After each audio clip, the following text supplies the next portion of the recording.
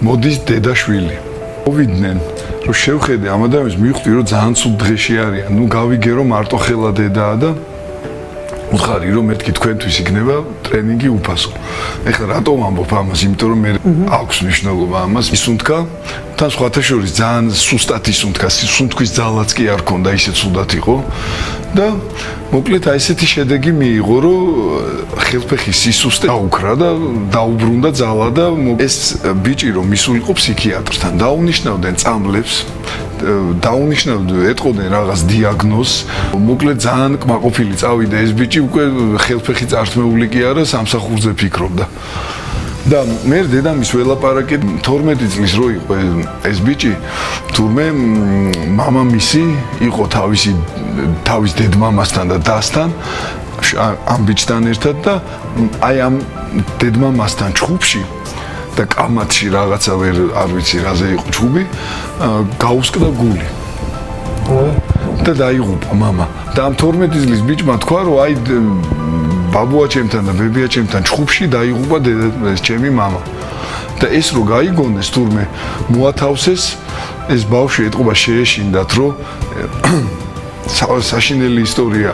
ეს შეეშინდათ, რომ ეს ბავშვი რაღაცას დააბრალებდა ამათ. იმიტომ რომ ბავშვი ხო ისეთი ალალია და რაც ნახა, იმას ნახა ამბობს. და მოათავსეს ხონის საგიჟეთში, სადაც არ იყო ბავშვთა განყოფილება და 2 კვირის მერე ეს ბავშვი იქიდან გამოვიდა შეშლილი. ისეთი ტრამვირებული წამოვიდა ეს ბიჭი, რომ ავიც მე რომ დავინახე ეს ბიჭი, უბრალოდ გული გამისკდა, რომ როგორ შეიძლება ეს 18 წლის ბიჭი ესე ცუდად იყოს. აი ამას ფიქრობდი, რომ დავინახე და მე ეს დედამისმა მომიყვა ეს ისტორია, რომ ნათელი გახდა რატომაც.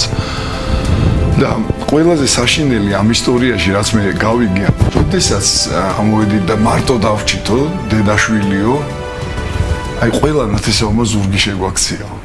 აი ამას შემძრა რა, რომ აი როგორ შეიძლება ესეთი რაღაც ხდებოდეს რა. და მოკლედ ну, რა თქმა უნდა, გაჭირვება, სიხატაკე და ასე შემდეგ ეს ყველაფერი ხო თავისთავად ყველა რო ზურგ შეგაქცევს და მარტოზე ხელა დედა ხარ, რა თქმა უნდა. რატო უყვები ახლა ამ ყველაფერს?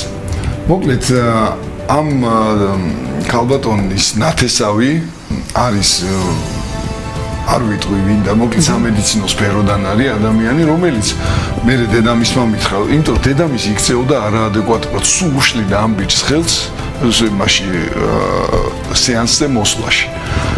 და რა ხდება მეთქი ბოლო-ბოლო რო უთხარი?